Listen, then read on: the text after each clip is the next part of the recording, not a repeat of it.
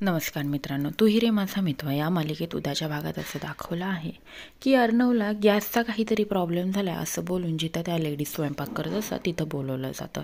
त्या लेडीजचं आधीच प्लॅन्स ठरलेलं असतं की आपण अर्णवचा हात जीव घ्यायचा। ते कोयत्या चाकू बिकू घेऊन आले। अर्णव आल्या आल्या त्याच्या मागून त्याच्यावर कोयत्याने वार करायला सुरुवात करतात। तेवढ्यात तिथे ईश्वरी येते आणि ईश्वरी अर्णववर होणारा वार थांबवते। ईश्वरी आणि ती लेडीज अर्णवला जोरात पायाला मारते। अर्णव हा मागे जाऊन एका पोत्यावर पडतो आणि ती वरून कोयता उघडते। तेवढ्यात तिथे ईश्वरी येते आणि ईश्वरी त्यांना मागं आहे असं ढकलते आणि ईश्वरी त्यांच्यासोबत फाईट करते। अर्णव तिला पकडून तिच्या कमरेला कच्चं पकडून अर्णव तिला गोल फिरून त्या लेडीजसोबत ते दोघंही मिळून फाईट करतात आणि नंतर ते लेडीज आणि ते सगळे लोक तिथून निघून जातात आणि ईश्वरीने काही आता आपल्या अर्णवचा म्हणजे तिच्या नवऱ्याचा जीव वाचवलेला असतो।